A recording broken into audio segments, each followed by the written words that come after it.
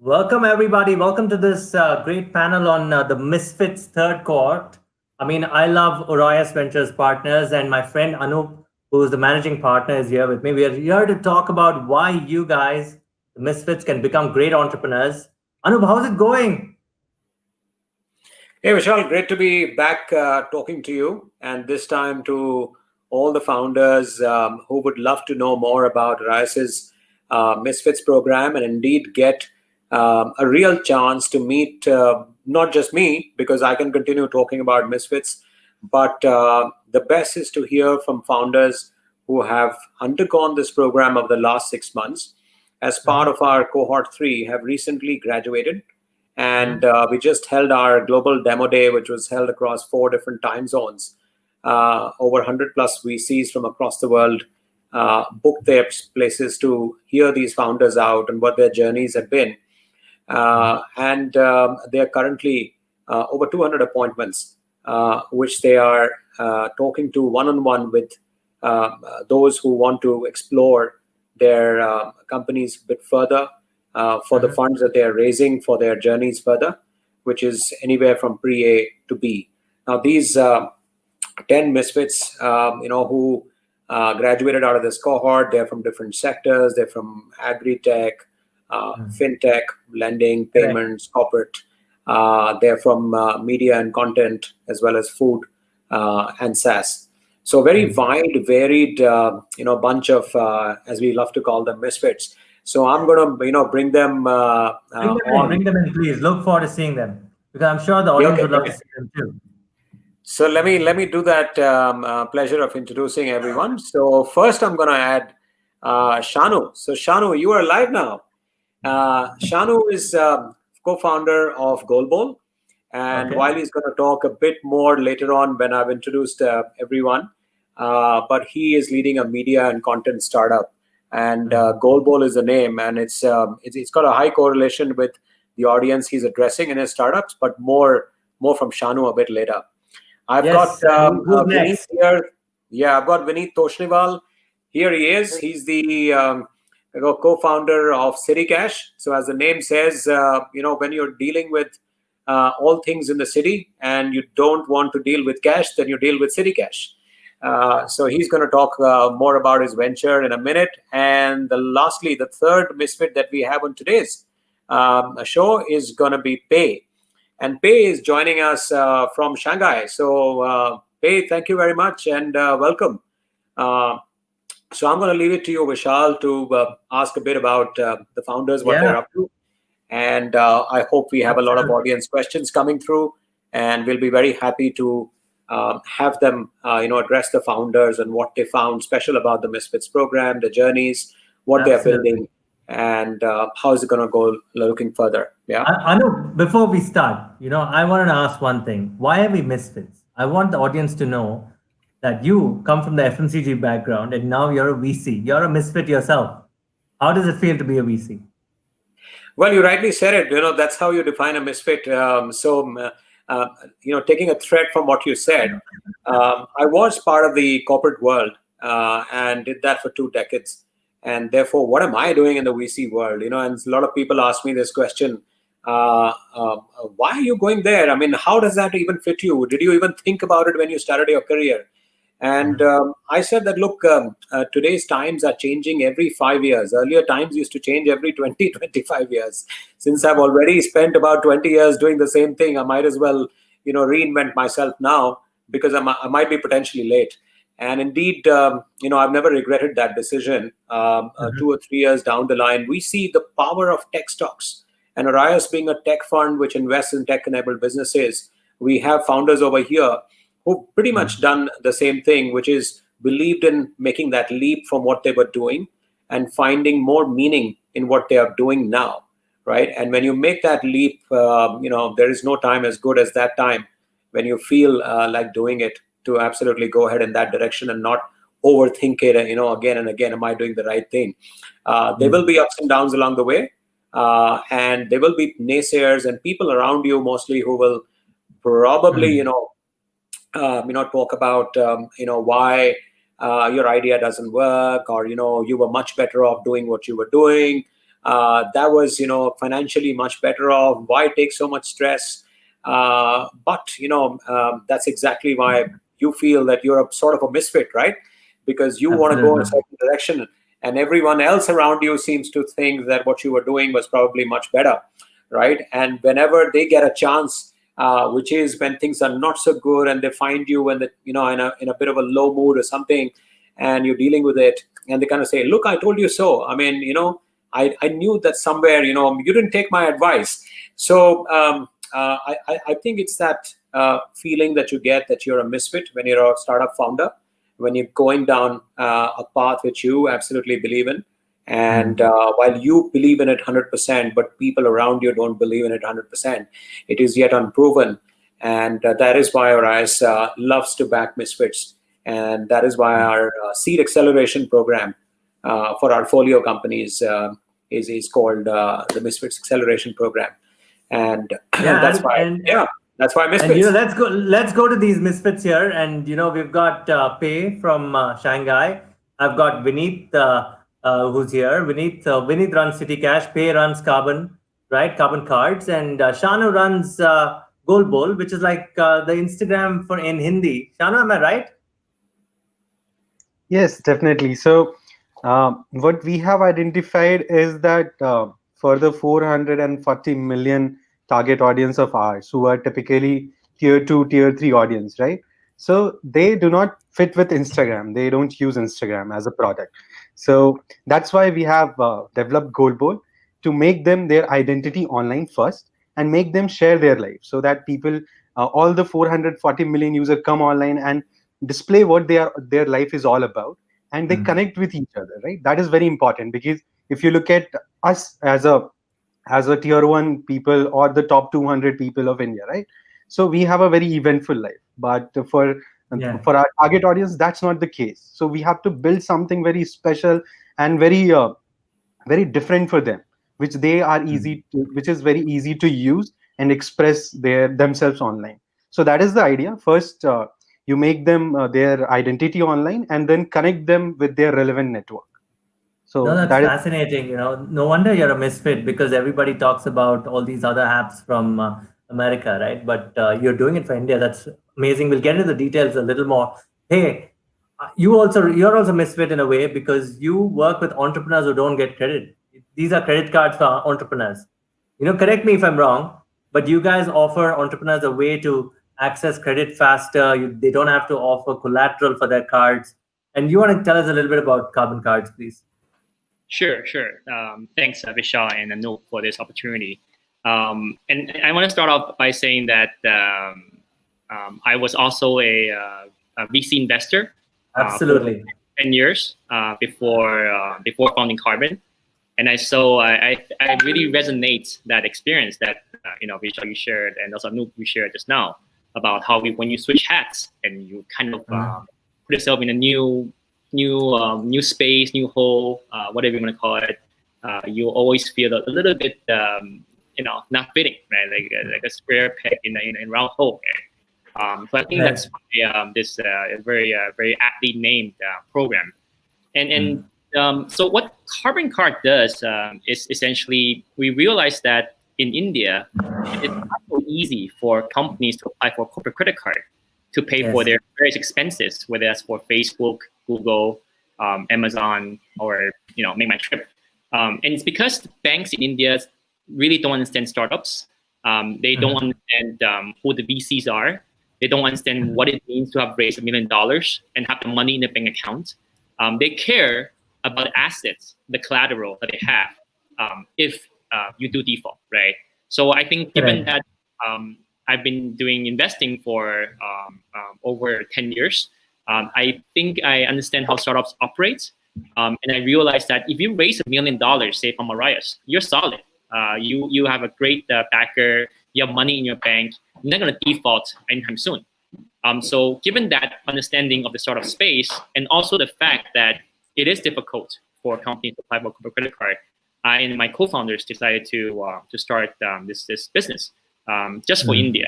And we're very grateful to be serving more than 400 startups in India, and help them through especially during this tough time with COVID. Mhm. So yeah, happy to share more later, but that's Yeah, that's amazing. So you've got 400 companies working with you now, and they use your cards. You mean yes, 400 entrepreneurs would have taken credit cards from Carbon Card, right? on companies. Companies. Wow. And one And company they typically use it for their expenses. What do they use it for? they use it for their company expenses. So let's say your company needs to, Shanu needs to pay for his Facebook to do advertising. Yeah. Okay? And then he will use the Carbon card to pay for that first. And then after Nice. 30 days, he'll pay us back interest free, just like a credit card. And it is Fantastic. issued to a company. And I think that's the difference between us and the other banks is that it's for the company. Mhm.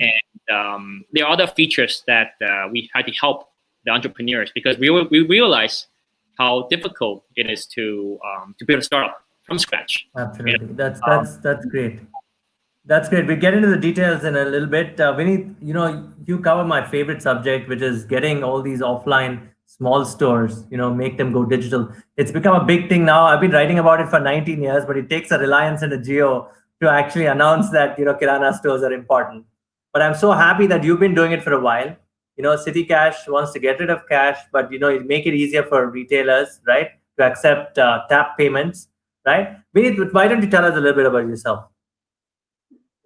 Thank you, Vishal. First of all, also let me congratulate the fantastic work YourStory is doing, Thank bringing you. out all the stories and entrepreneurs and reaching out to such good audience. So my story, I would say again a misfit of the kind Anup was talking about, being an investment banker in my previous avatar and as head of Infosys for Asia. I realized, in every Asian country you travel or every European country you travel, you have a card like Octopus card or Oyster card, single card, usable across retail, usable across transit, everywhere. And when I come Correct. back to India, I realized not even one Indian city has a card like this, right? So why is it so? What are we lacking?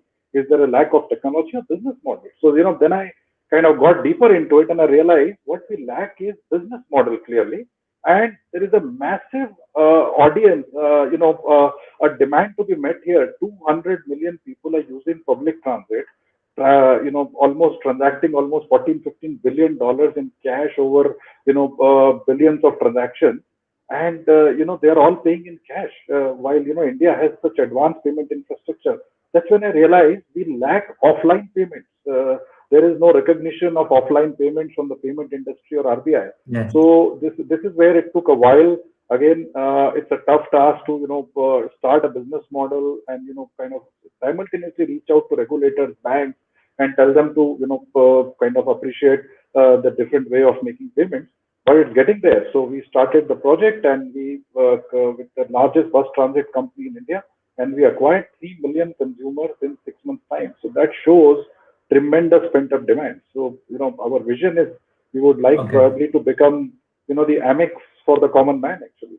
It's interesting. So these guys make digital payments while they're traveling. That's what you mean, right? Yeah, absolutely. And this probably will be the first digital payment, and they will be making a leap rather than doing a chip and pin kind of a transaction. Straight Right. away tap and pay, which probably even we don't do at times. Was it a bus transport system or a metro rail kind of thing that you're working with? No bus transit. India is a bus Nice. country. 200 million people use the bus system. Metros are far and few actually. Yeah, I hated the change that we used to carry in our pockets. Anup and I would probably remember if we ever traveled by bus back then when we were younger. Yeah. Irritating, right? But that's great. Hopefully, So I hope that good. Yeah, changes. good. I want Yeah. to come down to Vivek. When you started out last year, Shanu, when you started off last year, you've. I'm so Yes. happy that you've just crossed 1 million people who've used your platform recently. I know you got a lot of nice press around that. But I'm sure 1 year ago when you had this idea, I think a lot of people would have said, "What are you doing? You're wasting your time, right? What is the business model? It's dominated by some Western companies, right?" And well, tell us about a little bit of those struggles because I really want to know how you came into the Misfits program. So if you can tie in that early starting period to now, right? How do you feel? How different is your business? Yeah, so it was really difficult, like to intuitively to understand this problem statement is very difficult because Mhm. it's not that straightforward, right? You have to. It's kind of a best ideas come when you slightly scratch the surface, right? That is the idea. So it was. So in order to make it like show to everyone, what we started was develop the MVP around it. Like this is the minimal viable product for us, and let's test the idea on it. And we started with a bunch of, let's say, 1,000 users, and we showed that how many of them users are now, because earlier on platforms, western platforms, they were not actually sharing their life, or they were not even creating their profiles. But can we, using this idea, can we, using this product, can we make them do that? So that was the Okay. idea. So it's called MVP concept, and we looked at the results, and the results were amazing. So that boosted our confidence, and now it can be used further to someone to understand it very easily. So that's what we did Mhm. initially to get that initial traction, and presented it to different. And where did you get that initial traction in a particular social media site to draw those customers from there to your platform? Is that how it worked? Yeah, we spent a bit from our pockets and on Google Ads, and we Mhm. did the app release, very very nascent app, like a basic landing page, and you can come there and see the basic use case of the product. So it was like, while you're building a car, you just build a motorcycle before that, at least, so that you show that how you can go this fast. So that was the MVP version of it, and it has substantial numbers, like in terms of the kind of traction we saw. So in the market, Okay. where there was an opinion that, okay, these target audience is very shy, and they Mhm. don't prefer sharing their life in public. But what we instead got was 96% of the audience were okay with sharing their personal photographs online. So Okay. that was a contradiction we got, and it also boosted our confidence. And when we presented it to investors, they also felt comfortable talking to us. Okay, in what way were they comfortable? I mean, I'm sure that there would have been people who said, "Look, I mean, this is a model that won't scale," because I've not seen many, consumer companies like yours get funded, right? Because they say it's too difficult to scale up. How did you crack that? Uh, yeah, so it's in this kind of business, definitely it's a, if let's say VC is a risky business, so it is probably the top 1% of that VC cohort. Of course, it's very risky. So we need believers. Like, there are two Mhm. different type of investor. When you talk to them, you understand that who has that kind of opinion, right? Someone will come with a different set of ideas that, okay, in my experience, this space is not going to work out. So Mhm. then definitely you will find believers like Orios or maybe someone else, and then it hits off. Normally, it happens. I think if we ask all the founders, then it happens. Like, there will be some people who will be naysayers. You just have to understand and learn from them what they have an opinion. Yeah, they are coming from some experience. Definitely, you have at least you should give heed to it. That, okay, what you are Mhm. saying, let's try and understand that, and then you move on. You find the right fit for you. It's like dating. Like, you find the right Okay. fit for you and go ahead. At what stage did you know that this is fundable? Did you cross 100,000 users? And then did you go to Orias? And then did you go to the Misfits program? Talk us through that, no? Yeah, so the day we realized that every person on the platform were sharing close to Mhm. 4 photographs every day. So that Mhm. was the day we realized that we have cracked something big. and uh, Mhm. and then after that, we went on to fundraise. And then the Misfit platform has really helped us uh, defining the strategies over time. Like, there were 3 sessions. If I talk to you, there was, first session was a strategy boot camp. There we used to Mhm. sit together, all the founders and mentors with us, and we used to, it's an extended board meeting kind of scenario, where you present your case, and you will get a lot of feedback from the persons, from the founders, as well as mentors from Yeah. inside or as well as outside. So that helps Okay. literally dissect every bit of your business and make it like on a make identify all the vulnerable points. So that was Okay. very helpful for us. Okay. And then, Great. Pay. Go on. We'll get into the business in a bit. Pay. I mean, a lot of you've been a VC, so you understand a lot of the early mistakes that founders make. So when you set up this company, right? I mean, if you offer a card, you need to understand credit. You need to understand the loyalty and the rewards, the expense management piece, and each of these, has a startup participating in that segment. How did you understand that you can create this entire stack and start up again? How did you make that leap? I think it's I wouldn't say that I had the foresight of understanding how everything will pan out. I only had the luxury of that in hindsight. But I would say that you have to go back to say a year ago before I founded Carbon. I would say 90% sure about the first step, which is the first step take you where you want to be, and then your second step, third step will follow from there.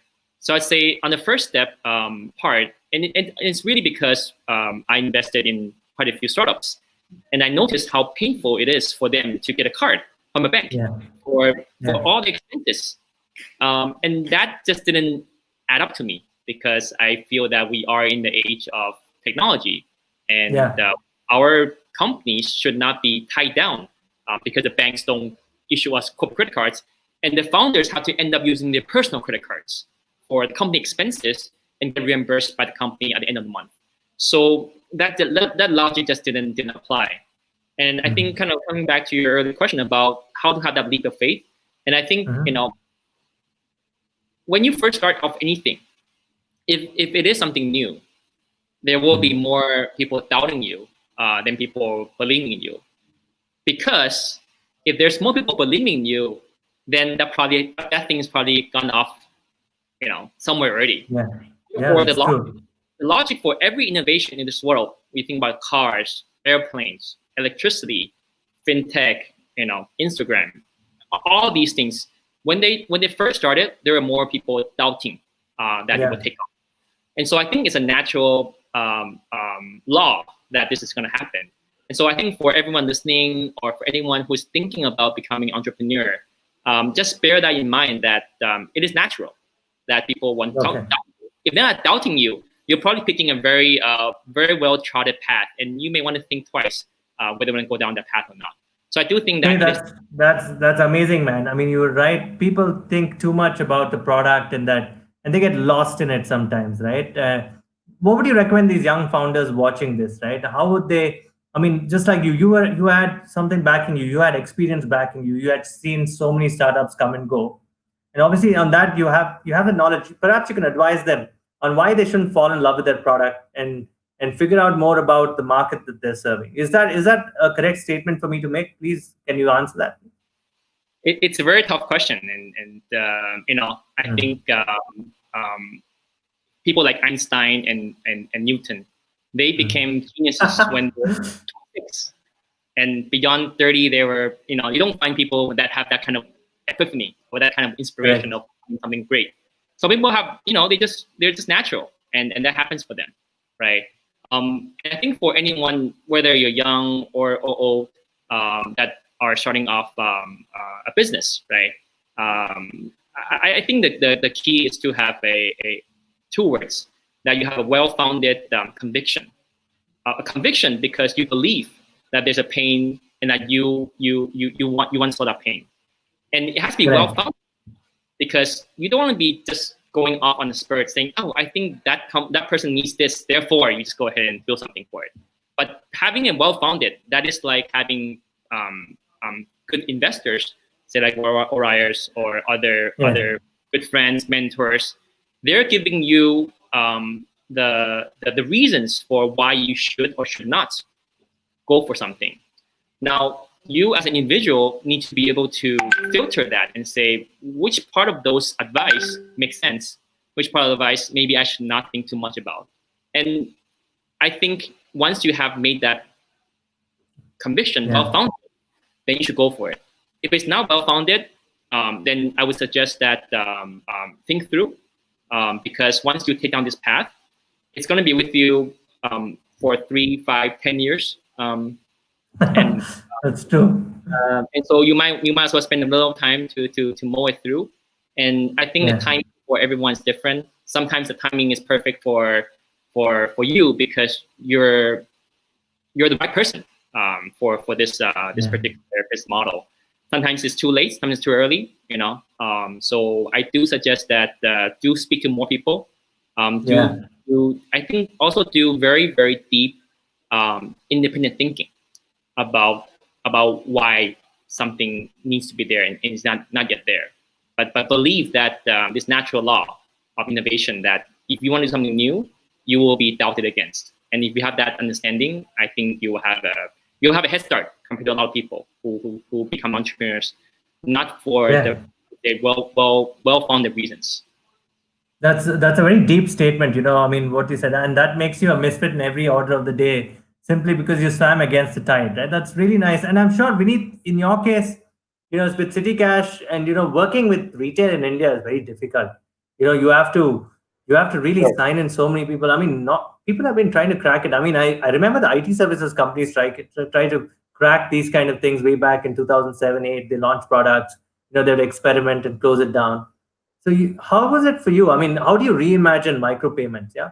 How do you do that? I mean, when you have banks saying, this will not take off, people still like to go do cash, and it took a COVID for everybody to say, yeah, digital is the future, right? And it need not have happened. I mean, this thing was not necessary for supporting startups such as yourself. Did you feel like a misfit all the time in the early days when you started up? No, absolutely. So as I said, the problem statement that we were trying to solve is, how to bring on board these 200 million people onto the digital Yeah. bandwagon. Now, in this micropayment, the problem is the cost of acquisition of the consumer. Yes. That's very critical because you can't just afford to acquire the consumer and hope for a payoff much later because of the sheer volumes which are involved Hmm. and the thin numbers which are involved, right? So we Hmm. found that the best means to go is B2G2B, which is basically approach the transit companies. They have massive captive audience. They are totally driven through cash. If we can digitize their payments and ticketing, then it gives us a very good hook onto the consumers. And once you got the consumer hooked on, you have changed his habit from cash to tap and pay. We call it cash to city cash. Then the Hmm. natural order of extension is, hey, why don't you use it for your tea and snacks or even some small grocery purchase, right? The same card. And tap and pay is intuitively a very, very convenient way for somebody to pay as a single tap checkout, right? Not needing any smartphone or any kind of network or anything. So that's the kind of decision we took early on, that we will what has worked in the world, we will use the same tried tested model, but we will work within Indian formula, right? I mean, not to blindly copy what is going on in the world. Yeah, you want to tell us what, because I've used this in the BART and in San Francisco in the Bay Area, these things are very popular. So you want to tell for the benefit of our audience, right? How does this work? I mean, it's a card where you preload in a Kirana store and then you go tap in the bus or the rail, and then you also use it for payments too. Yeah, so the card is basically, it has an NFC chip, and Hmm. it has no dip chip, as we say, Yeah. right? And what you do is you can load it digitally through your payment gateway, through a Google Pay or something, or Hmm. you can even approach an agent and simply hand over the cash and actually load the Hmm. card. And that's where a bulk of the transaction happen as of today, because our target audience, one thing we should realize is, for bulk of Indians, the journey starts with cash. They earn in cash, so unlikely that they will go and deposit the money in their account and then start using it. So naturally, they want to just digitize the cash. So that's very important part of our business model, that we help them Hmm. digitize the cash. Once the money is loaded on the card, then it's a simple tap. When they board the bus, the conductor is standing with the ticketing machine in the hand, and from point A to point B, ticket is 25 rupees. All he has to do is just tap the card on the machine, and your payment is made, right? And what we have ensured through the business model is that the bus corporations fund a lifetime cashback on our card of 5%. So the Yeah. consumer not only, when he loads 500 rupees, he walks off with 525. So for him, it's an incentive to go digital. Now, once his habit is changed, Amazing. obviously, he will use it. And it's interesting, right? And you also did zero MDR, which is a hot topic at this point of time, and you're in the middle of it. Yeah. For you to bring this on, aren't you taking on bank cards, the incumbents? No, absolutely. So reason why the incumbents, so when you mean the Visa, Master or RuPay, Yeah. decades of presence in India, and why they have not been able to crack the transit sector is because they have no offline payment model to offer. And Mhm. transit Yes. world over needs offline only. That's why there is no Visa, Master, RuPay, anything that works now. RuPay has a model for offline, but it's in a very infancy Mhm. state. We are working with them. So basically, the idea is you go to the bus corporation and Mhm. evangelize the entire concept. And once they have understood, then we have to go through a little bit phase of training with them. And once they adapt it, then there is no looking back, because there is huge audience, and once the habit change happens, then the consumers demand to pay digitally. There's lots of questions coming in from the audience. We guys will take it from another 20 minutes. We'll take all your questions. But Anup, moving on to you, when you met these three gentlemen, I'm sure Vineet you'd have already known, you'd have heard of Mark, Pei you would have already seen. I mean, you would have heard about them. When you met these three guys, including Shanu, right? I mean, what did you realize? Why did you bet on these three companies? I mean, what do you get? I mean, I mean, if I was a visa, because I understand the retail ecosystem, I'd understand CityCash makes sense because I know the pain of carrying, all that change and all that. But when you look at, cards as a business, you're taking on bigger companies. You're looking at, Shanu taking on Instagram as such. Why do you bet on these guys? Well, the first clear answer is that it lies in the question itself. So when you've got tough guys taking on tough tasks, that's when you get a big business and a big dream, or at least a shot at it. Time will tell what we will all create. And I hope we'll all sort of create what we wanted. But if there is a founder who is making a big ask of themselves, and that is why they're called a misfits, then the Orios Misfits program is the right one for them, where we invest not just capital, but we have a clear philosophy of working very closely with our companies. Sometimes these guys will get tired of me and maybe the others who work with them, but we believe in intense working relationship with our companies, and we feel that founders who are building great stories, big stories against big challenges, incumbent players, legacy players, like you heard from all three of them today, they're the ones who will appreciate this help. Because after all, when you're an early stage founder, you don't have many people in the team. You are but one or two co-founders, or maybe maximum three at most in most cases, and you have a big task ahead of you. So you've got a very small team, you've got a fundraise, and then after that, if it's back to you and just you and yourselves, then it's a very small team taking on a big task. But if suddenly you find that your investor is working along with you, and we work indeed intensely during the Misfits program through boot camps, which are about working through the strategy, working through scaling up efforts. On the people side, how do you hire and build the right structure? And indeed, towards the end of the program, as we saw recently, it's the demo day, which is called Expand, where you are fundraising, and therefore we evolved our own format. In fact, we'd never done it before, but we evolved this format of a 15-minute one-way presentation and delivered over a webinar, and inviting people through different time zones, inviting different funds and investors. And I was personally very overwhelmed by the entire response, and I'm sure Vineet, Pei, and Shanu will tell you more about it. So I think our qualification for founders joining the Misfits program is working on large ideas, working on daunting challenges, wanting to create something big in a large space, challenging the incumbents, why not? Disrupting the status quo, why not? Problems are known, but we need people who can dare to come up with solutions and scale them up, through innovation and creating a win-win for all stakeholders in the process. No, so we that's certainly found great. that. We certainly found that's that great. gentleman over here. Yeah. I want to get to the point where you're different from YC and 500 startups. I'll talk to you about that in a bit. I want to know from Pei, in many cases, between the three of you, you're also there is something called behavior change, right? Is it important for startups and founders to be cognizant of that change in behavior? And that's when the product acceptance will take off? Yeah. You mean behavior change to accept your product? I mean, for consumers or businesses to accept your product. Oh, okay. Yeah, for sure. I think humans are that's the reason I asked you. Yes. Once you start using anything for let's say payments, you're used to using that payment method, and you don't want to change unless it's big enough of a pain or enough of a reason for you to switch. right? So it is not, even though, say in hindsight, they realize that it is better for them. But before they actually try it, because it takes time to think, takes time to try it, takes time to apply, it does create a bit of a friction in terms of adopting something new.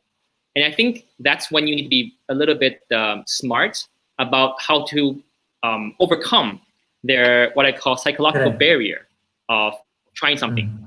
And one trick that we think works is to have some social proof, is to get someone that people in the startup ecosystem trust, and get them to start using the product. And that naturally says, oh, XYZ is using your card too. Okay, let me try it. Because XYZ is someone that's reputable, right? And there are different things that you want to do to say get the first 100 customers.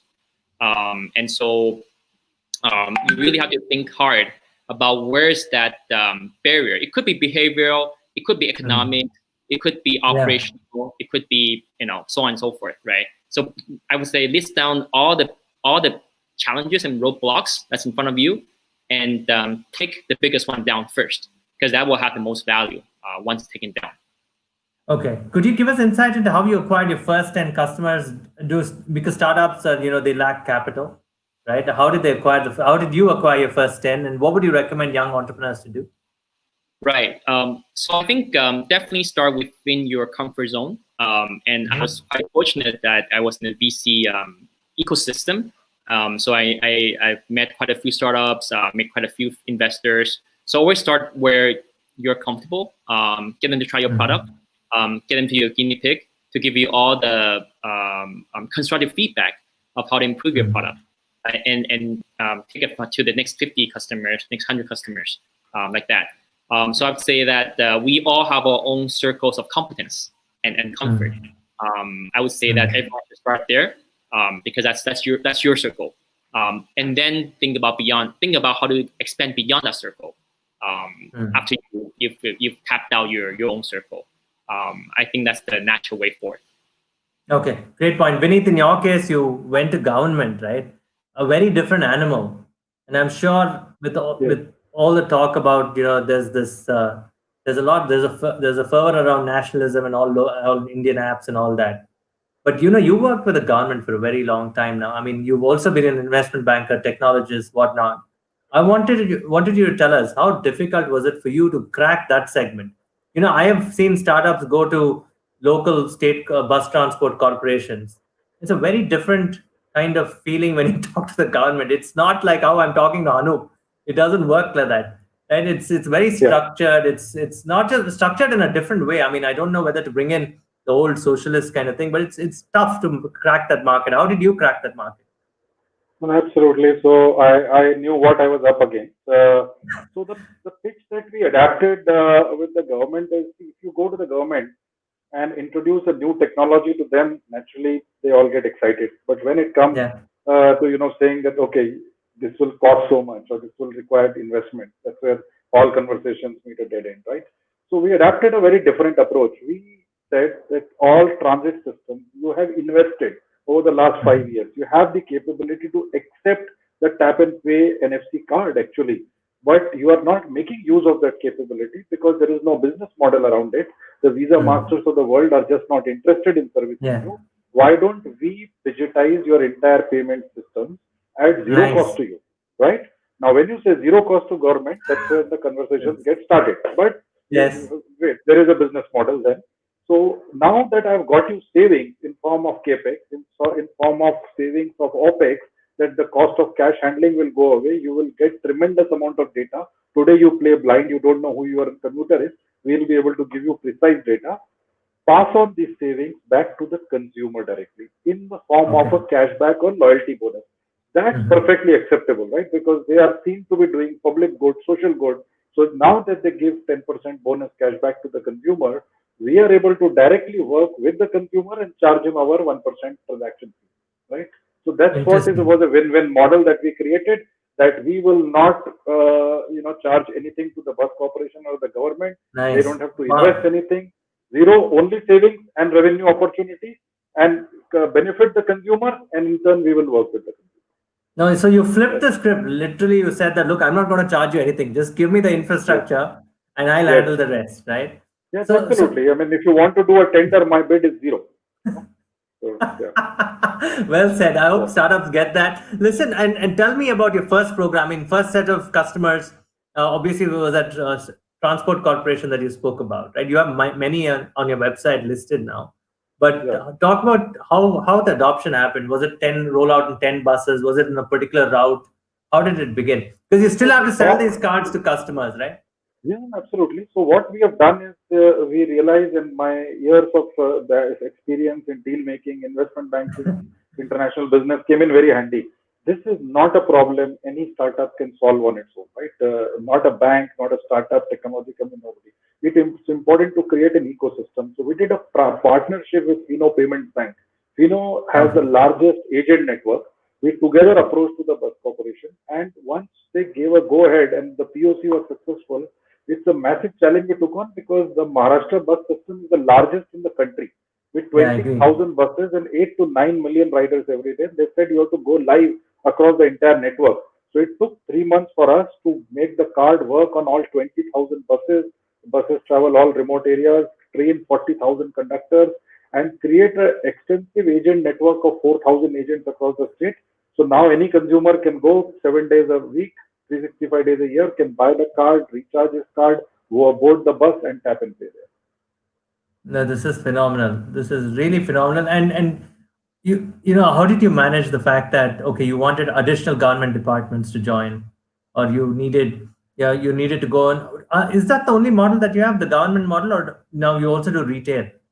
Yeah, so the idea is now that we have got the consumer base going for Mm, us, now that we have millions of consumers who are mm, starting to get the card, getting mm, used to, we will be extending this card to retail usage and we will go mm. city by city. So we'll pick up couple of cities now and we will demonstrate to the government that integrated transit and retail use can work. Consumer can switch their habit of tap to pay and both transit and retail. And once that is successful, once the organization grows, we get more confident, more partners, we Mm. will be able to expand across the state and various use cases. It's an open card. So, we are not restricted to bus, but we'll build the case slowly. We have seen the playbook followed by the octopus and the oyster card clearly. And we follow that. Nice, nice. Shanu, in your case, right? I don't know where to begin because you're really taking on some biggies in the world, and it's amazing. And there's a what the vernacular speaking population is what about? It's very huge, right? There are only 50 to 100 million English speakers in our country, and the rest of them are native Yes. language speakers. How would you want to create a business model around vernacular speakers? And every VC that I talk to, they say the vernacular person wants everything free and they don't want to pay, right? How do you propose to scale this up? The reason I ask is because I went through your app. It's lovely. It makes a lot of sense for people to share in their own languages, right? But what is the business model for you there? Hmm. So a social network is Correct, built on correct. advertising business, right?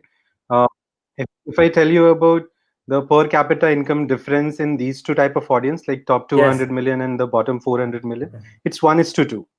And because there is a large chunk of them, so that's why when you look Mm. at the digital advertising industry by 2025, it would be as huge as $8 billion, right? Because it's growing at a very rapid pace because brands are now Mm. investing more of their capital on digital media as compared to traditional Mm. TV and all those offline media, right?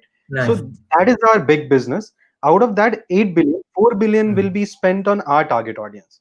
So there we just have to is get a small pie to make a $1 billion company. That is what we are targeting. And because at the very core you are building a social network, so what you essentially have is user data, the traces of data you capture, that who is interested in Yeah, what kind of network he belongs to, all those really important information, right? And then you can, on that top of that data, you can build a very I completely amazing agree. We have digital Anup next advertising door. He can platform. answer for us. So Why don't you get some of your FMCG friends to look at this, right, Anup? This is superb, right? I mean, they talk about rural distribution and how difficult it is, and winning the customer in the rural area, getting that data. I'm sure this product is up right up there. I'm telling you, none of the FMCG companies have looked beyond Insta and Facebook. They've not looked at a rural app at all. And this makes absolute sense, Anup. Yeah, no, absolutely. I go back to the earlier days, when I used to work in marketing at PNG, for example, and then many other companies, Yum, Whirlpool, etc. Uh, we were 95%. In those about maybe I'm talking about 8 years ago, right here in India, we were 95% skewed in media spends towards the same old three. Starting with about 70% on television, right, followed by a little bit of amplification, through print, and then combining it with outdoor. Yes. And digital used to be, I think, the joke was that it was discussed on the way to the airport, and if it happened, it happened, right? And it Yeah. happened because someone pushed it. And Right. I was lucky to work in Australia in 2011 and 12, and I remember my first big revelation was when I took a taxi from Sydney Airport. Even the driver of that taxi had an iPhone. And when I went to the Pizza Hut website, I realized we did not even have an iPhone app for ordering. And we were still stuck, with telephone ordering in that country. So the first thing we did was, completely change that entire model. Today, Correct. it is no secret that more than 25% of the advertising spends are now being directed towards digital, but they're not enough. I think the era of mass customization will be possible with concepts like GolBol, where instead of doing carpet bombing and then after that waiting and spraying and praying, sort of, to see where the message has landed, and all of it is barely 30 seconds on television. This is a far more meaningful way of engaging with consumers and knowing what their habits and preferences are. And today's mobile phone is yesterday's television, and the good thing is that it is there with you about 19 hours of the day, if not 24, possibly next to you when you're sleeping as well. So this useful device, I think, is the best way to reach out to a consumer today. Build their own channel of distribution of not just messaging but also commerce. And I'm sure GolBol will have commerce on the cards tomorrow, Yes. for services and products this consumer wants. So I think we're building a virtual highway of sorts where, irrespective of the quality of the physical highways in India, which we know are not that maybe all that great in all the places, at least the virtual highway is extremely smooth, and we can reach people. Fantastic. Customized fashion. Fantastic. And Shanu, sticking with you, right? I mean, if you're doing an ad business and a social media business, it's all about data. I want to talk to you about the technology. What are you building it on? How are you scaling it up? Are you ready for scale? You never know. So tomorrow, suddenly, you might have 100 million users in less than a year. How do you plan to scale up? And how important is the team to you? The same question goes to everybody. So keep in mind, how important is the team? Is that talent out there? Because whenever I look at a young engineer, they want to work with a unicorn, right? And you see these 25 unicorns in India taking away talent. So how would you guys compete in the race to talent is something I'd like to know. Shanu, go on, please. Yeah. So our CTO is basically a computer science graduate, and he has worked with Visa for 5 years, right? So when we entered this market, we knew that we have to make a very flawless product, because now people cannot wait for MS to load, right? The infrastructure has to be really solid. So that is what we did. We took a slightly longer time, maybe 2 months we took to build that infrastructure. It's built completely on AWS, and the images, etc. It's optimized to that level that you get 3 images coming on top of each other. So we load the smallest size image first, then it's the second image, then the largest image counts. So all the performance level optimization has been done.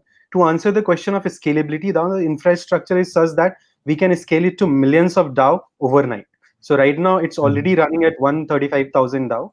But let's say tomorrow it comes, I just need to tell Kaushik, who is the CTO for the firm, that we are expecting 1 million DAO, and he will scale accordingly. It's auto scalable. Yeah. Okay. If you have to tell your audience, those who are watching this and eventually sign up with you, why should they come to GolBol? Is it just to share pictures, or is it much more? Do you have a theme running there? Yeah. So initially we started with the picture, the sharing of picture. but we will definitely go into different formats of sharing where a video is the next target. And added to that, since it's a network, we are building the network based on what existing bonds in the offline society is there, right? This society, the tier 2, tier 3 is built on certain type bonds like caste, kinship, the location where they live, the kind of job they do, the village No, they that's come. very important.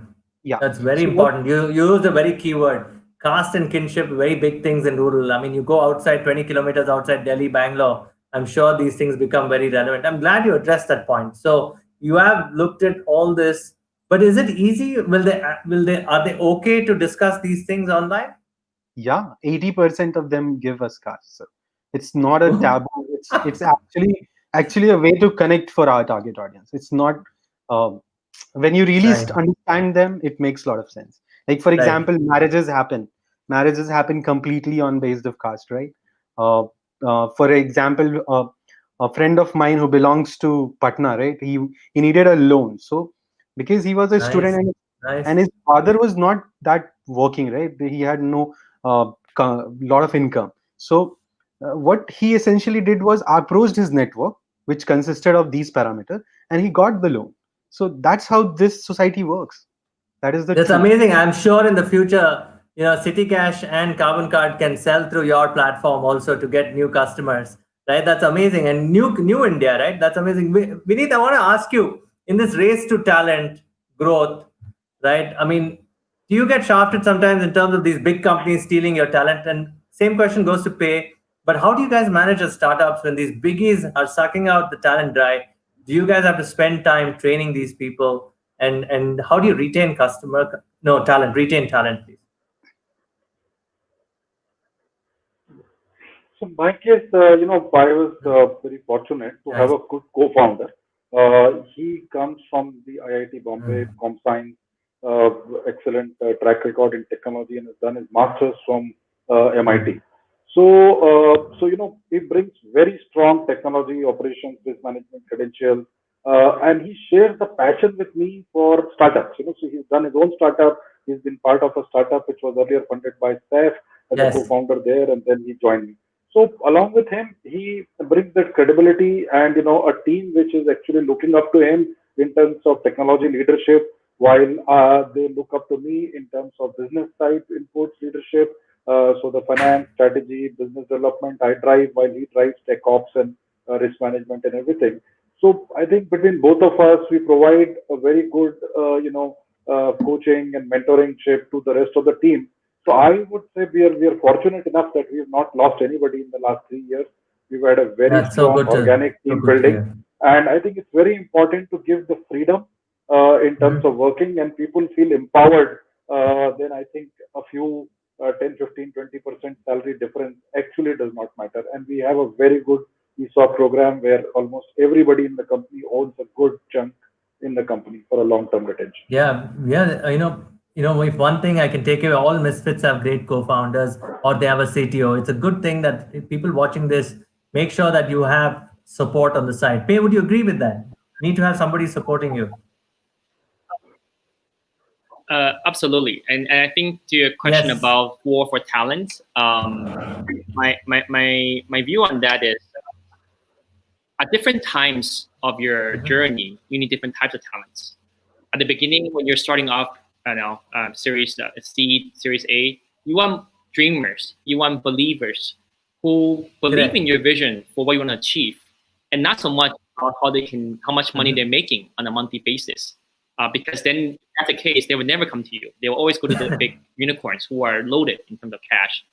And so you never want to compete against the unicorns in that aspect, but you want to find people who believe in your vision, that they're willing to take a pay cut and join you. If you've done that, that means at least you have a great start because people believe in your vision and what you want to achieve, not in how much you can pay them in the beginning, right? Let's say as you grow to Series B, Series C, Series D, unicorn, then naturally you'll become more. You want more people who are more Yes. scientific, more engineers, people who and these guys will fine tune things and build upon the building block you've built before, and then from there you have a little bit more I would say cash to pay them expertise, and you have a little bit more reputation in the market. So I would say that the market is Mr. Market's always out there. The market for your product, the market for your talents, and if you're able to really find great talents in the beginning, it's a great I would say a rubber stamp approval for why people will believe in you, and that goes on to show. Like Vineet said, you need to have a great ESOP program. You need to showcase what their journey in the company is, right? That's very important. So, go on. Absolutely. And, yes. And I think just coming back to about the well-founded conviction, right? If you can find a team of talents that believe in your conviction, then very likely it's well-founded. And if that's the case, then you should really just take a leap of faith and jump to this. That's a great point, Pei. And I'll open it up to audience questions. I have so many, but quickly, the biggest fear that you three had as misfits, the biggest fear. I want to start with Vineet. Vineet, I mean, with all your experience, is it normal to have a fear as a startup entrepreneur? The biggest fear obviously is failure. Is it okay to fail? Number one. I mean, that's a question that gets asked all the time. So I'm asking you. I want to know, what was it that really said that, okay, this is I'm here, I'm in it, but do you fear at all? Is there something that you're scared of as an entrepreneur, or you say that, look, we should not be, if you get scared, you don't have to be an entrepreneur? No, fear is something that is inbuilt into us. So we should not try to wish it away, right? That's a evolutionary trait we all have. But this is what I tell my co-founder and all the team members, that look, frankly, nobody knows.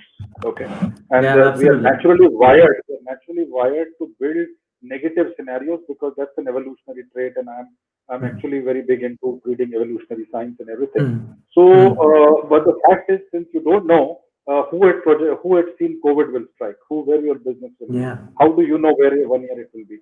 So the point is that you have to build positive outcomes, yet at the same time, and remain a dreamer. Yet at the same time, have a co-founder, have a team member who continuously shows the mirror to you. It should not be a yes man kind of a company, and you should have a positivity bias. That's I should say is important, because if the negativity weighs you down, then you're doomed as an entrepreneur. But you have to have positivity. You have to eat positivity for your breakfast, right? That's very, very critical. But yes, otherwise, part of the game, right? Every day there are ups and downs. And at the same time, when you get into a investment relationship at such an early stage, I would say you have to find investment partners who actually believe, right? And while it may sound cliche, but it's a long journey of at least 6 to 7 years. I mean, if you look at average length of marriage in US, it's about 7 years, and average holding period of a VC is actually 7 years. So it is a marriage of some sort, right? So I think that alignment is very important. There are no quick returns here, and there is no quarter-to-quarter performance that any startup can actually ever measure and deliver here. So that's very important. Great point. Great point. Pei, would you agree with that? In your case, as a VC, did you bring all the mistakes, learnings from there into building a startup? Or even then, you might be unprepared for many things, right? Like COVID, like Vineet rightly said, who expected this to happen, right? Absolutely. I fully agree with that. I think any kind of past mistake would be the biggest treasure that any entrepreneur and investor should appreciate, because what is the one thing that throughout anyone's life or anyone's journey that people are most sensitive to? Yes, it is pain, because pain make you recognize this feeling, and whenever something similar pops up again, you realize it's going to be painful, and then you learn not to touch it or learn not to do it again, right? So I definitely believe in this idea that the historical mistakes of yourselves or anyone else's is actually a great treasure that you always be appreciative of and look forward to. And I think, back to the point about fear, I sincerely believe that it is inherent in everybody. And it's only a difference of whether you are cognizant of what your fears are, And number two, how you react to it.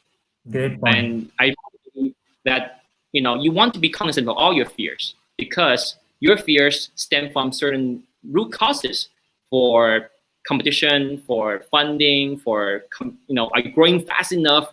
Are your employees happy? Or is there going to be COVID again in 2021? Blah blah blah blah. Right? Fear is going to be there all the time, right? Now the question is really, how do you react to it? And I believe the takeaway for me is really to put everything into two buckets. One is everything that you can control. The other one is everything you cannot control. You don't ever want to talk about the bucket that you cannot control because it's beyond your control.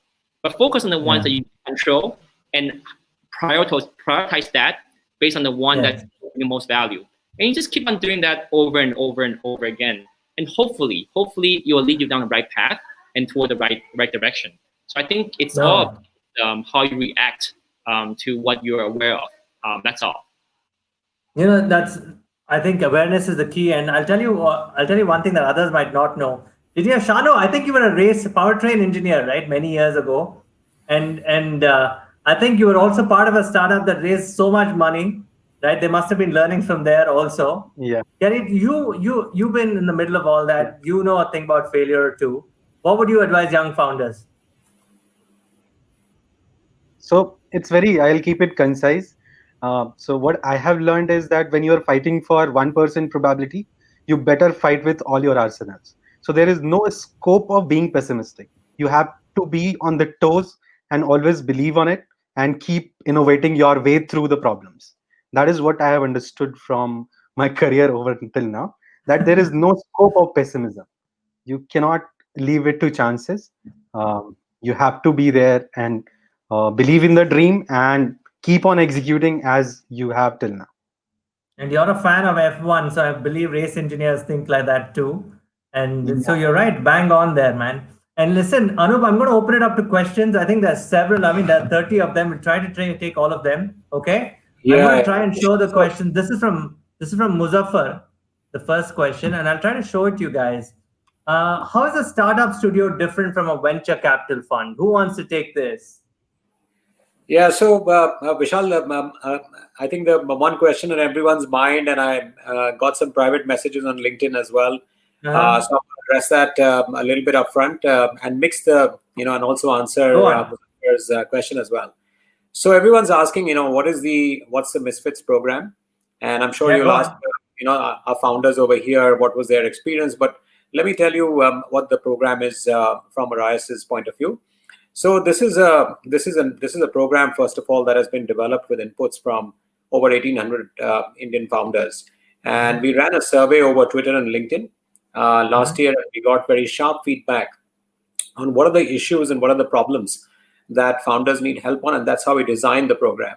So what does the program consist of? The program consists of a full 6-month bootcamp-led program focusing on 4 different themes. And I think, again, Shanu, Pei, and Vineet will tell you about their experience. One of them is about strategy. Second is about, hiring the right team, which is, people make all the difference. Third one is about scaling up strategies. And the fourth one is indeed about fundraising and then organizing the right tool to put everyone in our cohort in front of the best, funds to take their journeys forwards into pre-A and onwards. There is no demands to travel out of the country. There is no program fee. Boot camps happen on weekends, and we have it in nice surroundings. So when COVID is over, guys, expect to have it at an offsite resort. The last one which we had pre-COVID was in Bangalore. It was in a very beautiful resort. We had a great time together. So there's a lot of camaraderie. There's a lot of it's a feeling like you're going back to an academy or going back to a college all over again. And you can do this on the weekends, so you're not taking time or eye off operations. We also believe that this building a company is not an accident, and that's why we need a program like this where we work with all our companies, and we don't just work alone. We bring the power of senior entrepreneurs and investors who are very seasoned, who have been entrepreneurs themselves, as well as people from all over the world to come and give you comments on your strategy or on fundraising pitches, etc. And this adds tremendous value because it's not just Orios partners which are devoting a whole lot of the time that comes to you nevertheless, but there is so much more to the program in terms of serial entrepreneurs and senior guys and from the ecosystem coming and giving you a whole lot of feedback to improve your entire thing. We invest up to 1.5 million into each startup selected into the cohort. This was cohort 3. Cohort 4 applications have started, and we already have some companies which are shortlisted. So we work with these folio companies, and I'm going to address Muzaffar's question over here as well. Typically, a startup studio or a venture studio, and a very common name that is taken is the US model of Atomic, is where you don't just get capital, but you get a place to work in. You get a flexibly expanding team at command. You can put 10 engineers on a job tomorrow for 15 days and then roll it all back. You can probably have a very senior person working along with you, almost like a co-founder. And the stake that you tend to give away is anywhere between 25 to 40% over here in the case of a venture studio. So they take a big stake, but then they have that level of involvement at different levels. It's not just capital, but it's worth a lot of capital if you consider all that they put together. So that's the venture studio model, but many founders don't like that because that's basically parting with a lot of equity. In the normal venture capital funded model, typically there's a dilution of anywhere between 10 to 20% in each of the rounds, and you have to absolutely make sure that you got enough runway to make your journey worth it, so that you're able to raise the next round from a succeeding investor who will ask for a similar level of dilution. So that is sort of explaining Muzaffar's question. Coming to the sectors, as you've seen today, we are sector agnostic. And in the Misfits program, we have all sectors which are represented. So I'm not going to mention all the sectors because there are many. But yes, we are a tech fund, so we love tech in everything that you do. So it should be a tech-enabled business. And indeed, that you heard the stories. And Vishal, I'll leave it to you to sort of ask. No, I think the founders should talk about their experience in the Misfits. All right, guys. Right? I think that's very important. So let's start with Pei. Why don't you tell us what is this experience about? 6 months. I think each of you would have had different experiences. Would you share them quickly, please? Sure. I think I think Anup put it beautifully about what the program is about. I'll just share one of what's my biggest takeaway from the program, and that is that I think when any of us are in the journey of building a startup, you tend to be stuck in that space because you're dealing with it day in, day out. With the same employees, with the same customer, the same partners. And so you tend to circle around back and forth. And I think the biggest value for me for the Misfit program is that it enables, at least myself, to elevate, to not just look at our problems that we're facing every day, but to think about on a strategic level, whether we're heading down the right path or doing the right things.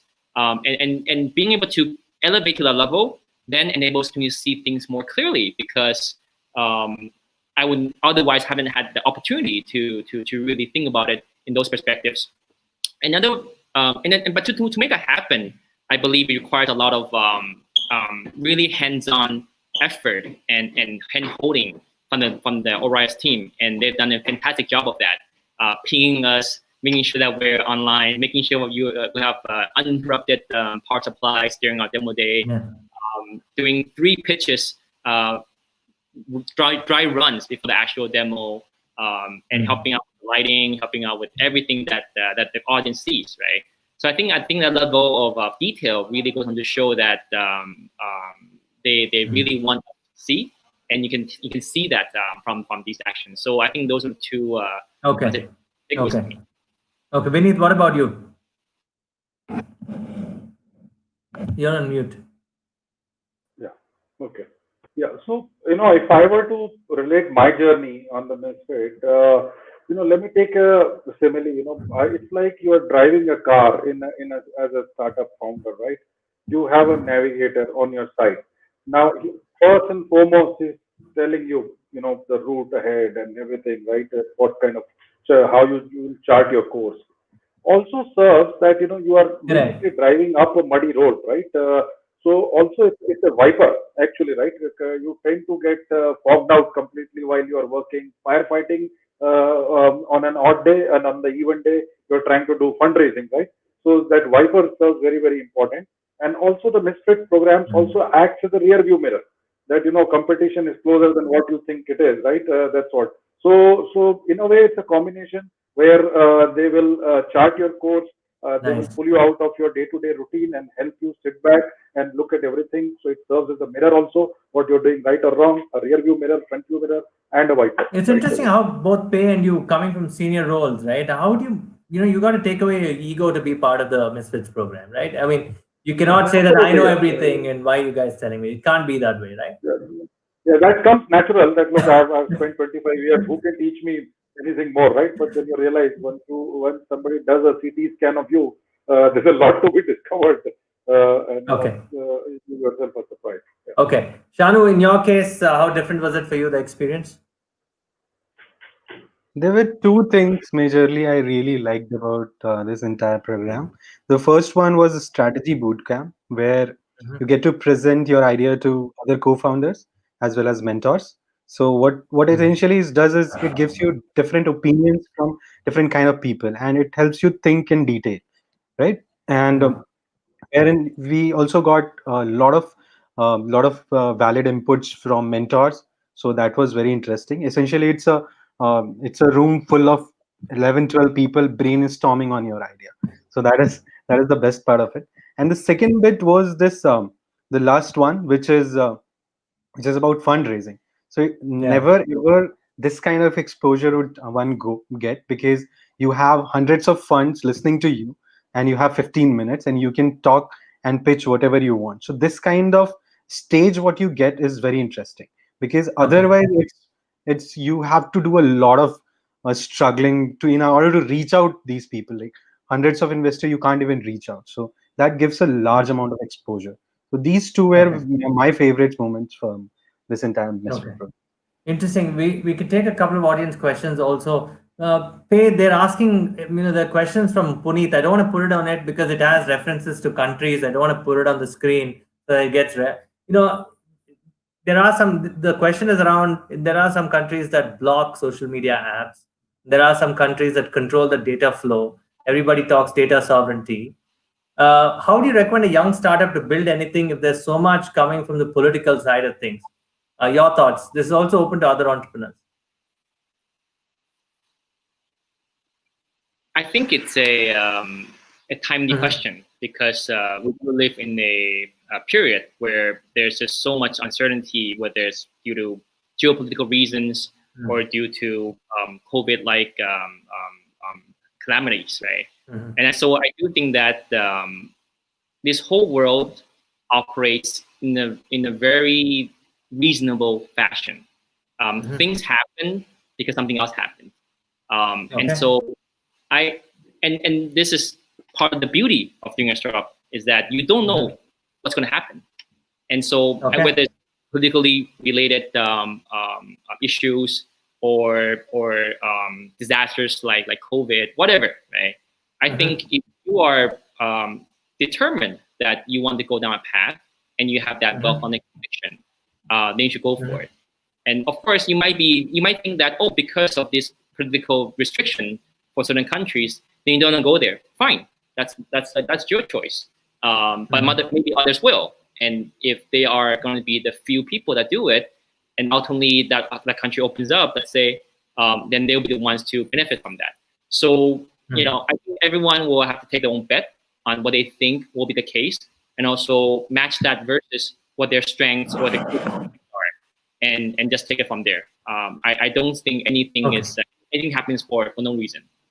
Okay, Vineet, your thoughts on this? Vineet, Shanu, you want to take this because you're in the middle of the data world. Everything is around data. And there's a lot of interference from a lot of aspects. Who wants to take it? Vineet, you want to go first?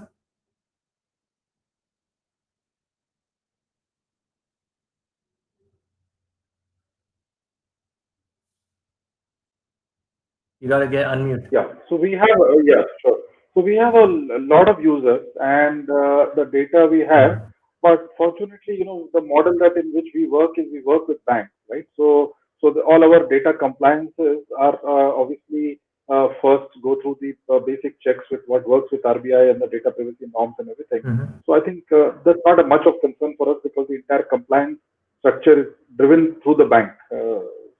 Okay. So we directly don't have any direct issues. You don't have any problems. Okay, great. And what about you, Vivek? Shanu, Vivek, go on. So yeah, how we are dealing our data is that we are keeping it inside India only. So on AWS Mumbai servers. So that is what because you cannot really get involved in the decisions which government is making, right? So Yeah, true. it's not the stage for us to comment really on that, but Mhm. definitely we have taken our precautions and we are keeping here in Mumbai, and we have replicated across Delhi, Bangalore as well to keep that data very. So there are multiple copies of data which we collect, right? So that if Okay. you lose one copy, not the entire thing is lost. And we have implemented those protocols, right? They are very Mm. secure protocols to store that data so that no one apart from us can access that data. So apart, Okay. those things So we it is have kept. pretty secure and safe. Nice. The last Yeah. question, I mean, from the audience is they're asking Vineet whether the retail kirana market is growing. Is it is it something that people can make money out of, or is it too much media hype that kiranas can really go digital and make money for these product companies? So for Kiranas to go digital, the current payment model has to change. I mean, the transaction pricing driven model, passing on the cost of online payments to them, is not going to work. I mean, if they sell a 10-20 rupee kind of a basic item and you're going to charge 1 Mm. rupee out of the 20 rupee Mm. as the cost of processing transaction, it doesn't work. So fundamentally, the model has to evolve. It has to move to a subscription driven model where the Mm. payment is seen as a service, much like a telecom, provider. They basically provide you ability to connect and serve you rather than the value of the transaction. Okay. Okay. Okay, great. Guys, cohort 4 of Misfits is open. You guys can go apply. Okay, you've seen 3 Misfits. There are 3 more coming next week. Watch out for that. They're going live with Vineet Bansali, and it's going to be amazing. Anup, closing thoughts. Hey, so closing thoughts are thanks to founders like we have today, Pei, Vineet, and Shanu. The Misfits program is developed with founders. It got feedback from 1,800 founders to get off the ground into the shape that it is today. We made changes based on their feedback, and as we move into cohort 4, we will improve it further on. The idea is to improve the chances for Misfits to have greater and bigger success in the shortest time possible, helping them in the areas that they feel that they need the support apart from, of course, capital. So Orios is always looking out to support founders with not just capital, but everything else that they may need to make their venture successful. So cohort 4 is open, and we're looking for Misfits all the time. So and any questions, please feel free to sort of direct it to us. Pop into our website, oriosvp.com. Drop in your document, write into hello@oriosvp.com. Write into me personally for anything that you may have doubts on, and do reach out to these founders today in front of you. They'll be the best ones to tell you how it worked for them, and help you with that. And we believe that works the best.